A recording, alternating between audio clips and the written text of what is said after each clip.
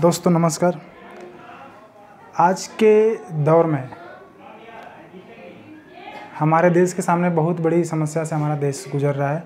Corona virus की वजह से कोविड-19 दूसरी वेव हमारे देश में चल रही है। काफ़ी सारे लोग देश के अनेक प्रांतों से अपनी जान गंवा रहे हैं इस महामारी की वजह से।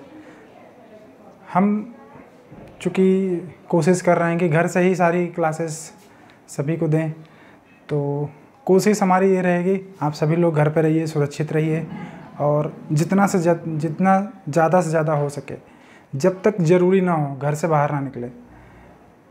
पुरानी कुछ कक्षाएं थी वो भी कोरोना के दौर में ही पिछले साल मैंने बनाई थी और उसके बाद फिर हमारा कॉलेज ओपन हो गया, ITI ओपन हो गई, तो हम फिर दिल्ली चले गए।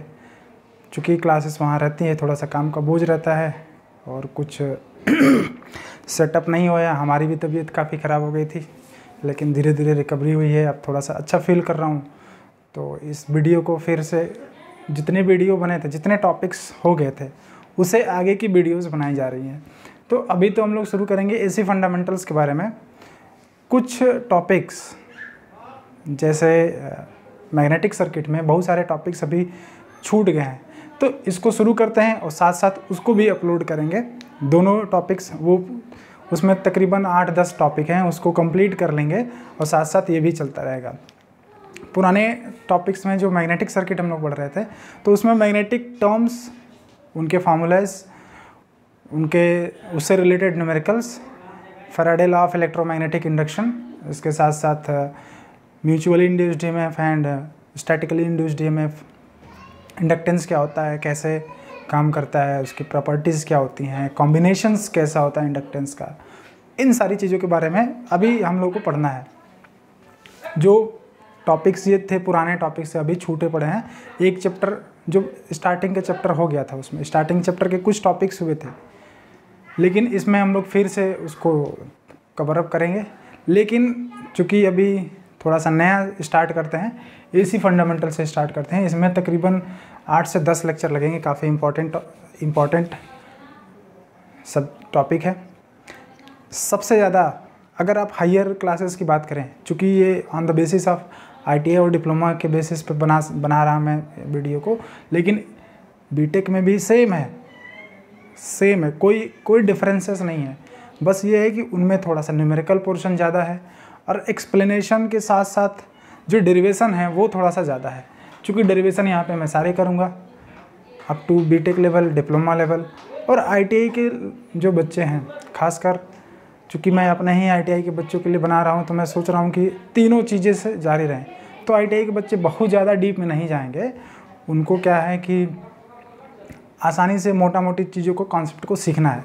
लेकिन अगर कोई तैयारी के पर्पज़ है, for the purpose of preparation, अगर और अच्छे से बेहतर तैयार करना चाहता है and he is wishing to he or she is wishing to study in higher standard, so वो आसानी से इन सब चीज़ों को समझने की कोशिश कर सकता है। तो काफ़ी आसान लैंग्वेज में, काफ़ी आसान तरीके से 3-4 साल का जो मेरा 4-5 साल का जो एक्सपीरियंस है टीचिंग में फील्ड में, चूँकि मैंने ज़्यादातर डिप्लोमा और बीटेक वालों को पढ़ाया है, फिर ITI वालों को 2 साल पढ़ाया, तो जो भी एक्सपीरियंस है उसके बेसिस पे मैं कोशिश करूँगा कि इस टॉपिक को कितना आसानी से हम लोग समझ सकें। तो आइए शुरू करते हैं AC फंडामेंटल्स। इसके टॉपिक्स मैं बता दूं कि जो भी इसके अंदर टॉपिक्स हम लोग पढ़ेंगे, सबसे पहले बेसिक कॉन्सेप्ट्स के बारे में सीखेंगे। बेसिक कॉन्सेप्ट्स में कि AC क्या होता है, DC क्या होता है, डिफरेंसेस क्या हैं दोनों के बीच में। उसके बाद हम लोग सीखेंगे कि AC को क्यों ज़्यादा प्रेफरेंस दिया गया इन कंपेरिजन टू DC।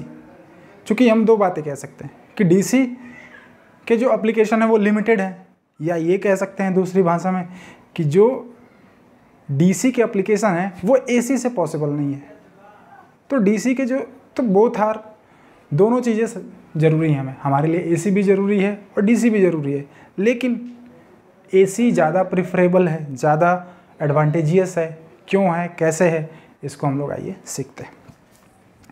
देखिए, सबसे पहले हम लोग बात करते हैं 18वीं सेंचुरी के थोड़ी बहुत वैज्ञानिकों से रिलेटेड, जिन्होंने इन सारे फील्ड्स में काफ़ी ज़्यादा योगदान दिया। उनके बारे में थोड़ा सा जान लेते हैं।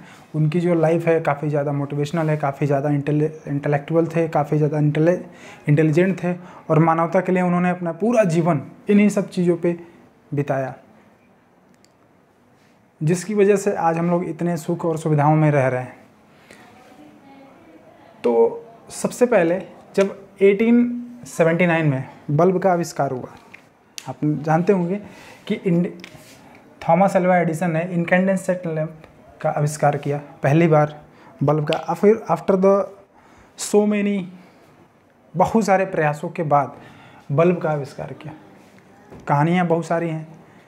किसी ने पूछा उनसे कि इतने सारे एक्सपेरिमेंट्स आपने किए, इतने सारे फेलियर्स रहे, क्या आपको कहीं ऐसा लगा कि अब हमें पीछे हट जाना चाहिए, बल्ब नहीं बना सकता मैं? तो कुछ उनके practice makes man perfect, practice हमेशा किसी व्यक्ति को परफेक्ट बनाती है और साथ साथ परफेक्ट ही नहीं बनाती है, वो उसको सवालों के बेहतर जवाब देना सिखाती है।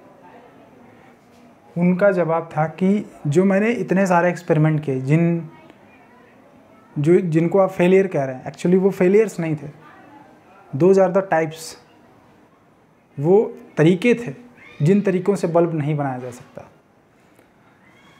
तो 1879 में जब बल्ब का आविष्कार किया थॉमस अल्वा एडिसन में, तो सबसे पहले उस समय केरोसिन ऑयल से डिबरी जलाई जाती थी। आपने बहुत सारे प्रेमचंद की कहानियों में पढ़ा होगा और कई सारी कहानियाँ हैं ऐसे, बहुत सारे छायावादी युग के लेखक हैं और क्रांतिकारी युग के लेखक हैं जिन्होंने उस समय के कहानियों का चित्रण किया है, जिसमें एक काफ़ी इंटरेस्टिंग कहानी है पंच लाइट।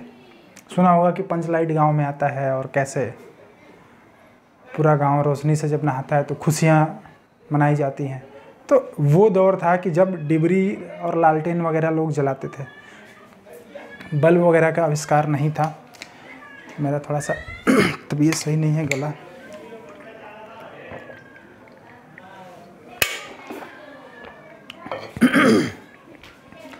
तो जब बल्ब का आविष्कार हुआ, सबसे पहले हमारे सामने यही परेशानी थी। जो भी थॉमस अल्वा एडिसन चूँकि एक वैज्ञानिक के साथ साथ एक बहुत ही सफल बिजनेसमैन भी थे, तो इनके सामने सबसे जो बड़ी समस्या थी वो समस्या थी कि बल्ब को कैसे हम बड़े लेवल पे डिस्ट्रीब्यूट करें। चूँकि हमने बना लिया, अब बनाने के बाद उसको जगह जगह प्लांट करना है, जगह जगह डिस्ट्रीब्यूट करना है, सबसे बड़ी समस्या थी। तो इस समस्या को सॉल्व करने से पहले हमें उससे भी बड़ी समस्या को देखना था। समस्या को ये देखना था कि भैया इलेक्ट्रिसिटी कहाँ से मिलेगा? बल्ब तो हम जलाएंगे, बट पावर कहाँ से मिलेगा? जहाँ पे बल्ब ले जाएंगे वहाँ पे हमें पावर की आवश्यकता होगी, तो पावर वगैरह कैसे मिलेगा? इन सारी चीज़ों को लेके काफ़ी ज़्यादा जद्दोजहद हुआ। फिर ऑस्ट्रेलिया में इन्हीं के समय में, जब ये अपने लाइफ के सबसे पीक टाइम पे थे, बल्ब का आविष्कार हो रहा था, उसी समय इन्हीं की कंपनी एडिसन में निकोला टेस्ला जॉब करते थे। जॉब करते करते काफ़ी इंटेलिजेंट, काफ़ी होनहार और काफ़ी जिद्दी टाइप के इंसान थे। इन्होंने क्या करा, ये डायरेक्ट अमेरिका चले गए। इनकी कंपनी में प्रमोट होते होते अमेरिका गए और इनको एडिसन से मिलने का सौभाग्य प्राप्त हुआ। हम तो यही कहेंगे, क्योंकि हमें भी किसी बहुत बड़े प्रोफेसर से अगर मैं मिल रहा हूँ तो मेरा सौभाग्य है। तो सौभाग्य प्राप्त हुआ और ये गए। तो उस समय क्या था कि उनके प्लांट में एक डीसी जनरेटर ख़राब हो रखा था, उसको इन्होंने बनाया और बनाने के साथ साथ उनको ये भी बताया कि इसमें बहुत सारी कमियां हैं जिसको दूर किया जा सकता है। फिर उन्होंने अपना काम करना शुरू किया। शुरू करते इन्होंने डीसी जनरेटर की जगह पे एसी जनरेटर बनाया, अल्टरनेटर्स बनाए। तो अल्टरनेटर्स चूँकि वो मशीनें होती हैं जो एसी का उत्पादन करती हैं, अल्टरनेटिंग करंट का उत्पादन करती हैं। तो निकोला टेस्ला बोलते थे कि हम प्रेफर करेंगे एसी को, क्योंकि एसी के बहुत सारे एडवांटेजेस हैं इन कंपैरिजन टू डीसी। तो ये एसी को मानते थे कि नहीं, एसी को प्रेफरेंस दिया जाए, पूरे विश्व में जो एसी का जाल बिछाया जाए। लेकिन थॉमस अल्वा एडिसन कहते कि नहीं, डीसी का प्रयोग किया जाए, डीसी का जाल बिछाया जाए।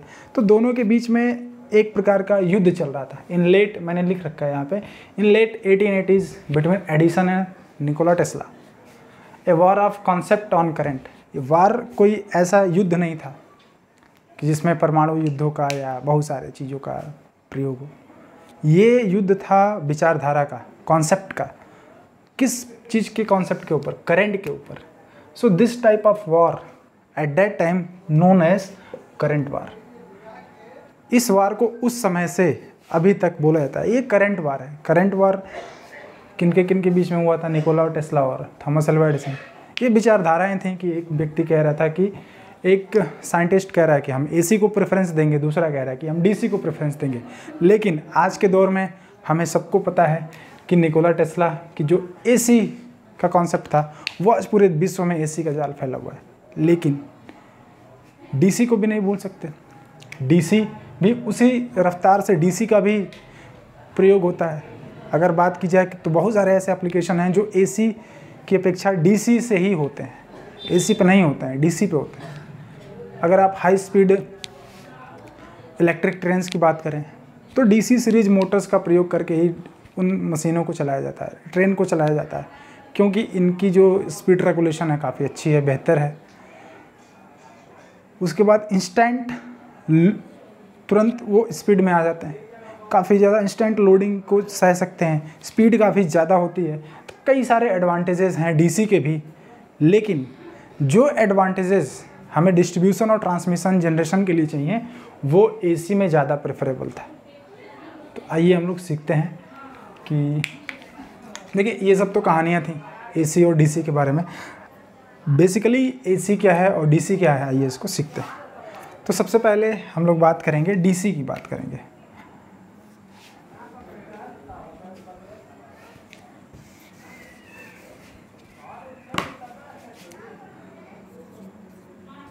डीसी का फुल फॉर्म सबसे पहले जानिए कि डीसी क्या है। डीसी का मतलब डायरेक्ट करंट। चूँकि बहुत सारे आप लोगों में से जो भी मेरे स्टूडेंट हैं उनका काफ़ी ज़्यादा शुक्रिया करना चाहूँगा कि वो मेरे लेक्चर्स को देखते हैं, काफ़ी सारा प्यार देते हैं, तो इसके लिए उनको बहुत बहुत धन्यवाद। उन्होंने ही किसी ने मैसेज करा था कि सर जो टॉपिक्स हैं वो आप हिंदी ज़्यादा ले जाते हो, तो कोशिश करो कि हिंदी और इंग्लिश थोड़ा सा मिक्स रहे। मैं ये कोशिश करूँगा कि कुछ टॉपिक्स हैं जो हिंदी में नहीं समझ में आते हैं, पूरा उनके डायरेक्ट हिंदी अगर देखा जाए तो नहीं समझ में आते हैं। अब जैसे कैपेसिटर को बोला जाता है संधारित्र बोला जाता है, ट्रांसफार्मर को परिणामित्र बोला जाता है। तो इस तरीके से अगर एक नए बच्चे को जो सीबीएसई बोर्ड से पढ़ के आया है और चीज़ों को हिंदी में थोड़ा सा सीखने की और पढ़ने की कोशिश कर रहा है तो उसके लिए थोड़ा सा डिफ़िकल्ट हो जाता है। तो इस वजह से इन टर्म्स का यूज हम लोग, जो इंग्लिश के टर्म है, जैसे डीसी का यूज, तो डीसी का मतलब होता है दिष्ट धारा। तो अगर दिष्ट धारा बार बार कहते रहेंगे तो आप भी कंफ्यूज होंगे और चीज़ों को थोड़ा सा बोरिंग टाइप का फील होगा। इसलिए हम लोग कोशिश करेंगे कि कुछ टॉपिक्स हैं जो इंग्लिश से रिलेटेड हैं तो इंग्लिश में उसको बोला जाए। ठीक है। डायरेक्ट करंट, बहुत सारे स्टूडेंट्स हैं डीसी करंट बोलते हैं उसको, ये डीसी करंट है। जबकि आपको थोड़ा सा, चूँकि you are going to become an engineer, so your pronunciation should be cleared, crystal clear concepts, pronunciation should be. Direct current कह सकते हैं या डीसी कह सकते हैं, शॉर्ट में डीसी कह सकते हैं या डायरेक्ट करंट से। डायरेक्ट डीसी करंट कहना और एसी करंट कहना थोड़ा सा एक्सपेक्टेशन से बाहर होता है। ठीक है। तो डायरेक्ट करंट क्या होता है?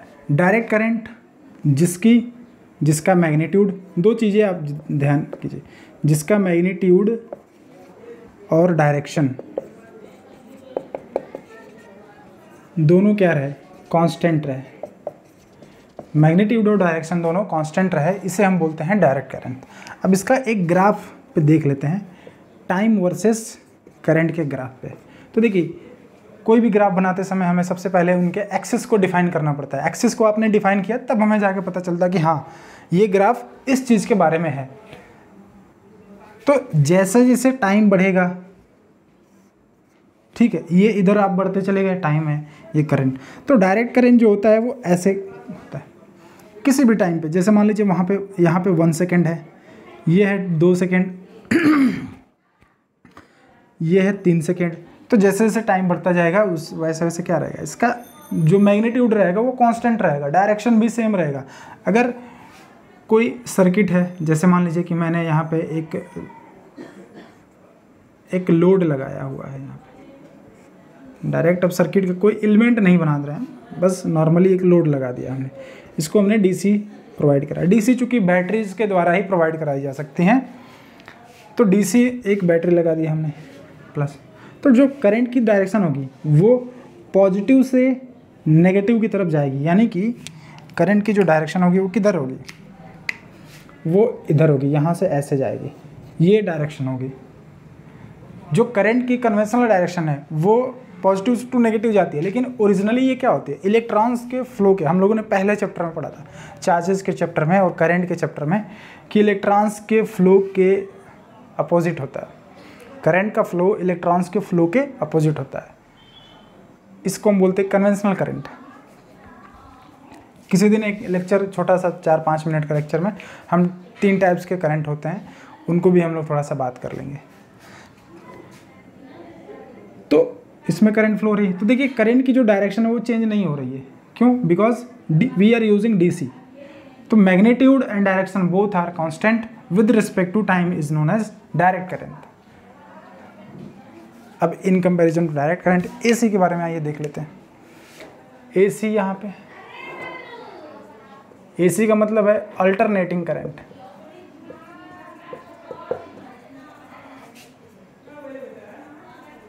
अल्टरनेटिंग करंट, अल्टरनेटिंग का मतलब होता है प्रत्यावर्ती।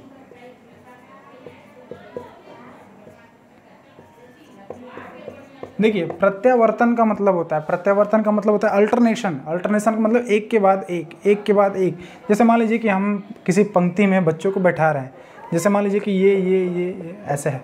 जैसे आप दिल्ली मेट्रो में सफ़र करेंगे इस प्रेजेंट टाइम में, तो अल्टरनेट बैठाया जा रहा है, ठीक है। ड्यू टू कोविड-19 कोरोना वायरस की वजह से जो पैंडमिक है उसको दूर करने के लिए हम लोग क्या कर रहे हैं कि सोशल डिस्टेंसिंग का, अदर सेंस आप बोलिए फिजिकल डिस्टेंसिंग का पालन करना ज़रूरी है। तो इसलिए एक यहाँ पे एक सीट को बैठाया, बीच में हमने गैप कर दिया, एक यहाँ पे बैठाया, तो क्या किया जाए, अल्टरनेट सीटिंग दी गई है, इसको बोलते हैं अल्टरनेशन। तो आइए देखते हैं कि अल्टरनेटिंग करंट क्या है। सबसे पहले इसकी डेफिनेशन, जैसा मैं बोल रहा हूँ आप वीडियो को पॉज करिए या थोड़ा सा स्लो कर लीजिए। जहाँ आपको लग रहा है कि हमें तेज़ देखना है तो वीडियो की स्पीड को जो बढ़ा लीजिए, प्लेबैक जो स्पीड है, प्ले स्पीड है उसको बढ़ा लीजिए और काफ़ी तेज़ी से देखिए। वीडियो को थोड़ा सा जल्दी समाप्त कर लीजिए।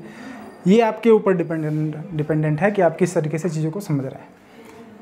तो अल्टरनेटिंग करंट, इसका भी हम लोग ग्राफ देखते हैं। तो 2 चीज़ें इसमें भी हैं, हर चीज़ में मैग्नीट्यूड होगा और डायरेक्शन होगा। तो मैग्नीट्यूड और डायरेक्शन बोथ आर चेंजेज, यहाँ पे मैं लिख दे रहा हूँ, both are changes with respect to time. कई जगह WRT लिखा रहता है ऐसे, देखिए मैं रेड पेन से यहाँ पे लिख दे रहा हूँ WRT, ये ऐसे लिखा रहता है। इसका मतलब होता है विद रिस्पेक्ट टू, मतलब इसके रेस्पेक्ट में, किसी के रेस्पेक्ट में। जैसे मैं मान लीजिए कि मैं दौड़ रहा हूँ, मेरे साथ मोहन भी दौड़ रहा है, एग्जाम्पल के तौर पर मेरे साथ मोहन भी दौड़ रहा है, तो मैं तेज़ दौड़ रहा हूँ, मोहन थोड़ा सा स्लो दौड़ रहा है। तो हमसे किसी से पूछा जाए कि दोनों कौन तेज़ दौड़ रहा है, तो बोला जाएगा मैं तेज़ दौड़ रहा हूँ।